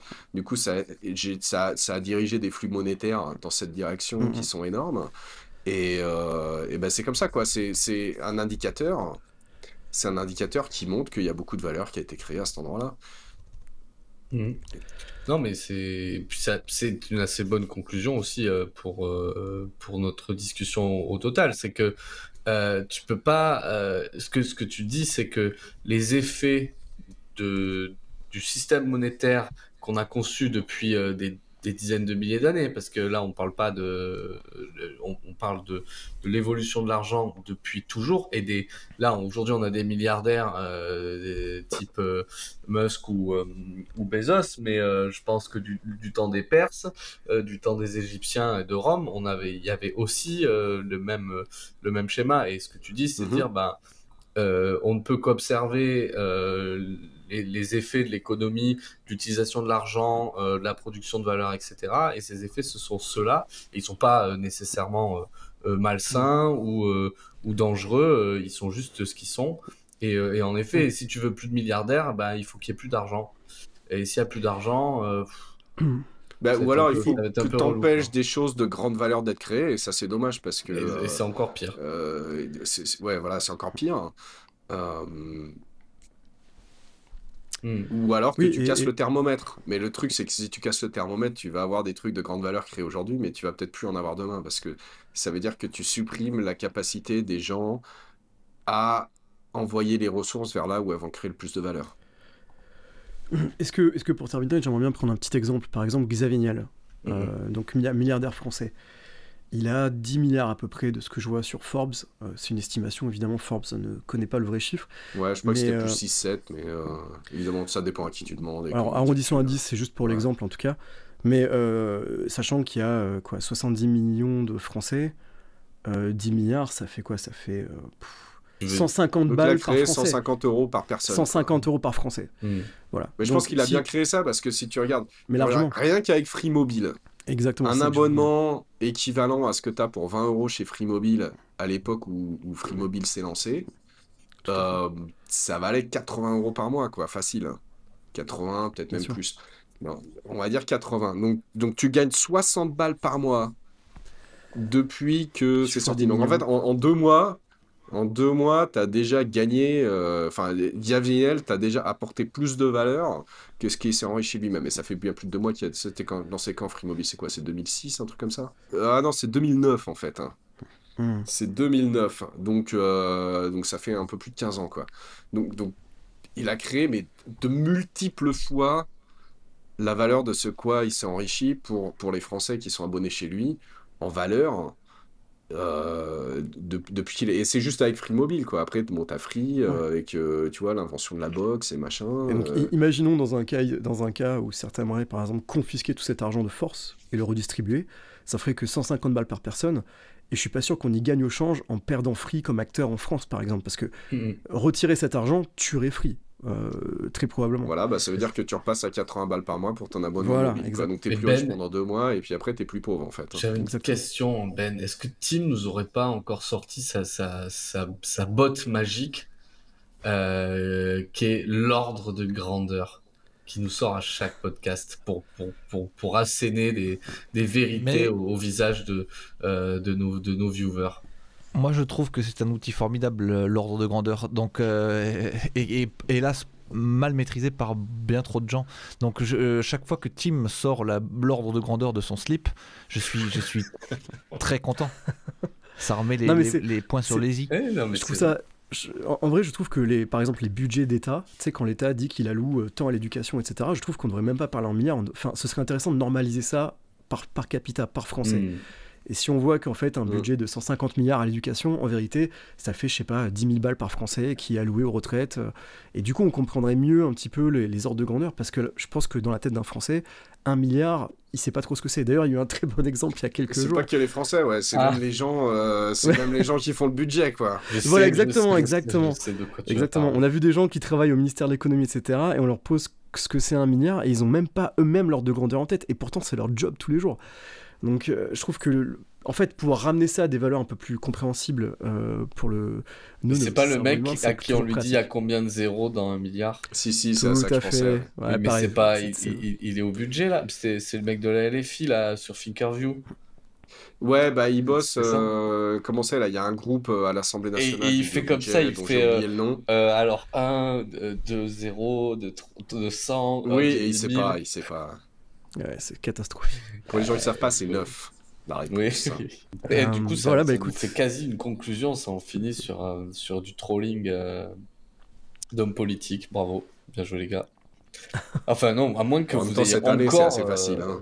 Oui, c'est vrai que c'est la régalade. C'est vrai que on peut se régaler. C'est vrai que C'est un c'est peu la gaffe sur foire à la gaffe. saucisse de l'absurdité économique cette année, au niveau des C'est politiques. c'est vrai que c'est lunaire. c'est Je lunaire. me demandais justement, je leur demandais ça aux deux gonzes aujourd'hui, si c'est pas un effet d'echo chamber ou si c'est vraiment que cette année c'est une dinguerie. Est-ce que c'est nos algorithmes qui nous poussent toutes ces dingueries là et qu'on a l'impression que c'est fou, plus fou que les années précédentes, ou alors est-ce que c'est vraiment plus fou que les années précédentes? Alors moi, je vais te dire, je pense qu'il s'est passé, mais bon, après, hein, j'ai pas la vérité absolue, mais en fait, ça fait très longtemps que le budget français, il est en déséquilibre. Euh, Ça, c'est pas grave en soi, en fait. Ça dépend pourquoi tu t'endettes. Si tu t'endettes pour créer de l'infrastructure, créer des choses qui vont Ouais. rapporter des petits plus tard, c'est pas grave. Tu vois. Genre, Ouais. si tu t'endettes pour acheter ta maison, par exemple, c'est pas grave. Les gens vont pas te Ouais. dire, oh mon Dieu, Benjamin, c'est affreux, fais pas sur tout ça. Par contre, si tu t'endettes pour acheter une belle voiture et partir en voyage autour du monde, et tu vois, là, les gens vont dire, écoute, fais un peu gaffe quand même, parce que il va Ouais. falloir le rembourser ce prêt. Voilà. Donc, si tu dépenses pour tes frais si tu t'endettes pour tes frais de fonctionnement, c'est pas bon. Si tu t'endettes pour faire de l'investissement, c'est bien. Là, l'État, ça fait des années qu'il s'endette pour des frais de fonctionnement. Ça fait genre 50 ans, quoi. C'est pas nouveau. Donc, mais dernièrement, il y a eu le Covid, et pour le Covid, on a imprimé beaucoup d'argent, quoi. Donc, on l'a fait beaucoup plus. Mhm. Donc, ça met un peu le système sous un stress un peu plus important que ce qu'il y avait avant. Et bah, du coup, tu vois, le problème qu'on avait, enfin, c'est le même problème qu'il y avait avant, en fait, mais il est un peu plus gros maintenant, à cause des conséquences du quoi qu'il en coûte. Il se trouve que ça coûte quelque chose, le quoi qu'il en coûte. Et donc, du coup, bah, ces trucs-là, ils sont beaucoup plus durs à ignorer qu'avant. Ça, c'est l'aspect numéro un. L'aspect numéro 2, c'est la courbe de l'affaire. Tout à fait. Donc, la courbe de l'affaire, qu'est-ce que c'est? C'est que si tu taxes quelque chose, au début, tu vas commencer à gagner, en tout cas, l'État va gagner plus d'argent. Mais au bout d'un moment, si le taux de taxation est trop élevé, en fait, les gens vont modifier leur comportement de telle façon à ce que la taxe rapporte moins. Il y a un maximum, Mhm. il y a un maximum quelque part qui semble être autour de 30-35% de l'économie. C'est là où l'État ramasse le plus. Donc là, en France, on a bien passé ça. On est à 45% à peu près. Ouais, J'ai pas le chiffre 45, exact, mais ouais. dans ces eaux-là. Donc on est bien au-delà de la courbe de l'affaire. Donc, ça veut dire que ce qui se passe, et ça on l'a vu sous Hollande par exemple, et on a vu l'inverse sous Macron quand il a baissé l'impôt sur les sociétés. En France, quand on augmente les impôts, l'État gagne moins. Et quand on baisse les impôts, par exemple quand l'impôt sur les sociétés a été diminué à 25%, on a vu les recettes de l'impôt sur les sociétés augmenter. Et pas qu'un peu. Hein. C'est passé enfin, ça a fait x2,5 ou un truc comme ça. Enfin, c'est une très très grosse différence. Hein. Et donc, il y a un levier qui existait avant qui n'existe plus, c'est d'augmenter l'impôt. Et donc là, le seul levier qui reste, c'est de diminuer la dépense. Et c'est là où ça devient drôle, parce que quand tu dis, il y a quelqu'un à l'autre bout de la dépense à chaque fois, tu vois. Donc si tu dis, qu'est-ce qu'on fait? On diminue les retraites? Ah bah ouais, mais tous les retraités, ils gueulent. Bon bah qu'est-ce qu'on fait? Alors on rembourse moins la santé? Ah bah ouais, mais non, on peut pas faire ça. Bon bah alors, qu'est-ce qu'on fait? On finance moins les écoles? Ah bah non, bah, ça c'est pas possible non plus. Alors on n'entretient plus les routes? Ah bah non, tu vois. Enfin, parce que toutes ces dépenses, elles servent à quelque chose, ou même si on considère qu'elles servent à rien, il y a quand même quelqu'un qui les touche et qui lui trouve que ça sert vraiment à quelque chose. Donc là, c'est hyper difficile. C'est très intéressant cette vision là, comme ça, que jusque-là on avait le levier de taxes qu'on a augmenté à balle, etc. Et maintenant on peut plus, donc il reste plus que la dépense à checker. Et je trouve ça intéressant de voir le problème sous cet angle-là. On le voit aux États-Unis. C'est tout le sujet. C'est littéralement ce qu'ils Doge. font. Ils baissent les taxes sur les entreprises et ils coupent les budgets de l'État qu'ils estiment être superflus. Alors que nous, on nous propose strictement l'inverse. Hein. Bah, parce que ce qui se passe, en fait, c'est que naturellement, les États, enfin n'importe quelle organisation, en fait, les entreprises, c'est le cas aussi. Hein. Ça grossit, ça devient de plus en plus compliqué, il y a de plus en plus de règles et de plus en plus de machins. Ok, mais qu'est-ce qui se passe dans une entreprise? Bah, le jour où elle devient trop compliquée, trop lente, pas assez souple ou quoi machin, il y a les concurrents qui commencent à lui tailler les orteils, hein, tu vois. Et donc au bout d'un moment, elle doit s'adapter, elle doit changer quelque chose, ou alors elle finit par faire faillite. Ce qui se passait au niveau des États historiquement, c'est qu'un jour il y avait la guerre en fait. Et donc le jour où il y a la guerre, et bah tu peux dire ah ben non, mais alors pour faire un bateau il faut une autorisation machin et tout, et puis il faut que t'embauches des mecs qui ont une licence truc, et puis tu vois, non mais là on a des besoins de bateaux la semaine prochaine là, parce que sinon on se fait défoncer la gueule, donc les licences, les machins t'oublies, et puis tu fais les bateaux et puis on s'arrangera après quoi. Donc c'est ce qui se passait historiquement, et on foutait tout l'excès normatif à la poubelle quand ça se passait quoi. Et bah, le truc c'est qu'on n'a pas eu de guerre depuis très très longtemps, donc ça c'est bien. Je suis pas en train de dire qu'il faut la guerre, hein, pas du tout. Mais il manquait le mécanisme de correction. Mais ça veut dire que ce mécanisme de nettoyage normatif, législatif et compagnie qui se passait à cause des guerres, il se fait plus. Donc va falloir trouver quelque chose là, parce que sinon on va se bouffer de l'intérieur économiquement. Bien. Je pense que c'est une conclusion un peu sombre, mais on peut s'en sortir. Donc je dirais... Toujours pour garder l'optimisme du podcast qui s'appelle charge positive et non pas charge crève dans la merde. Charge positive, on va s'en sortir, on va trouver le moyen sans faire la guerre et sans je ne sais quoi, on va redresser la. Mais tu sais, il y a plein de pays qui sont en train de le faire, hein, donc c'est pas une fatalité. Hein. Les pays scandinaves, ils avaient le même problème il y a 15-20 ans. Ils ont pris par exemple. Voilà, tu vois, allons-y, Amaury, donne-nous du bon, donne-nous du grain à moudre. Tu vois, nous, on dépense à balle pour l'école, machin, en plus, on a des résultats pas terribles. Tous les gens, là, ils encensent les pays scandinaves en disant leur système scolaire est super bien. Mais ce qu'ils ont fait, en fait, c'est qu'ils avaient le même système que nous il y a 20 ans. Et ce qu'ils ont fait, en fait, c'est que maintenant, les écoles, c'est le dirigeant de l'école qui embauche les profs et qui fait machin et qui gère son école comme il veut. Et les gens mettent leurs enfants à l'école, et après, les écoles ont des subventions par rapport au nombre d'inscrits. Et donc toi, tu mets ton gamin à l'école qui te semble la mieux gérée, la plus adaptée à ton gamin, et du coup, les écoles qui sont bien gérées et qui apprennent bien aux gamins et qui gèrent leurs ressources efficacement, bah, ils ont plus de subventions, et les autres, ils ont moins de subventions. C'est une belle incentive, c'est géré à l'incentive, tout, encore une fois. Donc il y a des pays qui font des trucs, il y a des pays qui font, donc les pays scandinaves ont fait ça, et depuis l'élection de Trump, a fait ça à fond les ballons. Argentine. En Argentine, exactement, excellent exemple. Donc ça se passe, hein, il y a des pays qui le font. Donc c'est pas une fatalité, mais c'est vrai qu'en ce moment la France est pas trop, on va pas trop dans le bon sens à ce niveau-là, mais aussi plus il va y avoir de pays qui le font et plus il y a d'exemples que ça marche, plus ça devient dur à ignorer. Et, plus Jada, c'est une lame de fond. Non mais attends, moi je trouve ça assez ouf ce qui s'est passé avec Pujadas justement. Alors je sais pas si vous avez suivi, mais il y a pas longtemps, il y a Pujadas qui a fait genre un gros mea culpa en fait à la télé en Ouais, disant voilà, nous avons fait plein de trucs par rapport à Javier Milei en Argentine, c'était pas bon du tout. Par rapport à Meloni aussi en Italie, je sais plus s'il en a mentionné d'autres, mais gros mea culpa à la télé en disant voilà, nous on a fait plein de trucs économiquement à propos de ces gens-là et tout à c'était fait. complètement bidon et en fait leur truc ça marche quoi. On Donc se l'est envoyé entre nous parce que ça nous a choqué aussi de voir enfin un journaliste faire un mea culpa, s'excuser, se corriger publiquement, ce qui est vraiment extrêmement rare, je trouve, dans ce milieu.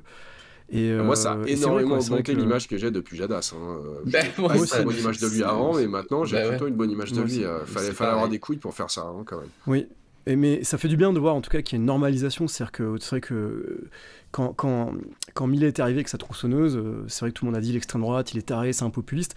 Mais fondamentalement, c'est sa politique de libéralisation et de travail sur l'efficacité de l'État et de se re-questionner sur le rôle de l'État. Ça a été ça en fait. Et Mais c'est un miracle hein, ce qu'il a fait. Je veux dire, parce c'est que un même miracle. les gens qui C'est étaient bien enthousiastes, sûr. j'étais plutôt enthousiaste le truc, mais moi j'étais là, ils vont bouffer 2 ans de récession, un truc comme ça. La plupart des gens, même enthousiastes, étaient plutôt d'accord avec moi. Mm. Puis après, il y avait évidemment les gens qui disaient bah, ça va foutre le pays en l'air, l'Argentine, c'est terminé. Et là, au bout d'un an, on voit déjà, enfin, l'inflation est toujours élevée par les standards qu'on aurait en France ou en Amérique du Nord, mais par rapport à ce qu'ils avaient avant, c'est le jour et la nuit. Ils sont Tout à déjà fait. sortis de la récession. Enfin, c'est incroyable, quoi. Le taux de Oui, oui. pauvreté, il est passé de 50% à 35%. Bon, alors 35%, c'est toujours élevé, mais enfin, faut voir que tu viens de Ouais. 50, quoi. Donc, c'est incroyable ce qui est en train de se passer là-bas. Bah, je pense que les effets sur 5 ans, 10 ans, ils vont être hallucinants. Il y a des chances que l'Argentine reprenne une belle place dans le monde en tout cas, et ça fait plaisir. Ça fait Alors, elle est là, la charge positive, là. Elle est là. Eh ben, c'est Finally. bien, on a réussi à la trouver. On l'a Après trouvée dans le podcast. 2 heures d'enregistrement, là, enfin, tu trouves la charge positive. Je vais crever, je vais crever. Qui est-ce qui monte ce truc? C'est pas moi. Ah, Je c'est vais pas moi le qui faire, monte c'est celui-là. bon, c'est moi pas qui vais faire le montage, C'est celui, c'est bon. c'est celui de Martin allez. sur celui-là. Ok. Allez. Bon, sur ce, Amaury, c'était extraordinairement sympathique de t'avoir parmi nous, très éclairant, très éclairé personnage que tu es. On a laissé de côté un sujet qui était très chouette, c'était l'argent programmable, qui tenait beaucoup à cœur à Tim. Donc, j'annonce officiellement qu'il y aura un épisode 2. Si t'es d'accord, d'ailleurs, je t'embarque là-dedans sans te demander ton avis, Non, Amaury. moi je suis Mais d'accord, il n'y a pas j'annonce de problème. J'annonce qu'il y aura un épisode 2 avec Amaury sur l'argent programmable et ça sera extrêmement passionnant. Merci d'avoir écouté Charge Positive, dispo sur YouTube, iTunes Podcast, Spotify Podcast et puis j'en passe ou quoi? J'en oublie ou quoi? Non? Tout est bon. Je crois qu'on est bon. Amaury, où est-ce qu'on peut te suivre si jamais tu as envie qu'on te suive? Est-ce que tu y a un endroit où tu écris des choses? Ah, bah là, je vais être le plus vocable, ça va être sur Twitter. Ok. Bon, Donc, donne ton blaze pour ceux qui nous écoutent. Diddlenix, DADALNIX. De toute façon, ça va être le même blast partout. Si vous voulez suivre un peu ce que je fais au niveau Personne- du code, ça va être sur GitHub. Personne va comprendre par contre. Personne... Ouais, c'est tu pas peux grave, revenir tu l'écris. Oui, mais il y a des gens qui ne font qu'écouter le podcast. Donc s'ils Bah, veulent tant pis pour eux, écoute. le meilleur marketing boy du monde. Bon, ben, Diddlenex Dolgo, vous vous démerdez, vous trouvez ça sur Twitter. Bah, tu vois, alors, je vais dire un truc un peu personnel. Je m'en suis aperçu après l'avoir fait. Comment je suis arrivé dans ces histoires d'économie et de finance et tout machin. Je voulais te poser cette Il y a question d'ailleurs. Au assez tout peu début. d'ingénieurs qui le font. Moi, j'ai une histoire, en fait, avant d'aller dans ces domaines-là, j'ai une histoire où j'arrivais à faire des trucs et j'arrivais un peu, tu vois, à forecaster pas trop mal ce qui allait se passer, mais j'avais des capacités de vendre ça qui étaient absolument abominables, tu vois, comme j'ai vendu ma... ma présence sur les réseaux sociaux, tu vois, pour avoir des followers et tout machin, c'est pas mon truc, j'ai jamais été très bon. Et donc ça me posait un peu dans une position de Cassandra souvent, tu vois, où je disais aux gens, eh ben, vous allez voir, si vous faites ça, il va se passer ci et ça, et personne te croit, et ils font ça, et il se passe ci et ça, exactement comme tu as dit. Alors des fois c'est bien, des fois c'est pas bien, mais c'est hyper frustrant hein, quand tu es dans cette position, ça c'est terrible. Donc voilà, donc après, quand tu es dans cette position, en fait, tu as deux options. Ou tu apprends à te vendre mieux, et c'est pas ce que j'ai fait. Voilà. Ou tu vas dans la finance. Pourquoi? Parce que dans la finance, si tu arrives à forecaster des trucs que les autres voient pas, Ça se passe eh bien. ben, c'est là où tu gagnes le plus d'argent. Voilà. Et moi, je m'en suis rendu compte après l'avoir fait, mais s'il y a des gens qui sont un peu dans ma position ou quoi, bah voilà, ça peut être ça peut être un truc à faire. Parce que si tu arrives à prédire mieux que les autres, en fait, avant qu'ils le voient et qu'ils sont pas convaincus, bah, c'est là où tu peux te placer sur des trucs. Par exemple, on parlait de l'Argentine tout à l'heure, bah, moi j'ai investi sur des ETF argentins comme il a été élu. Ça s'est très bien passé pour moi. Alors qu'il y avait plein de gens qui disaient ah, c'était terrible, l'Argentine c'est fini. Maintenant.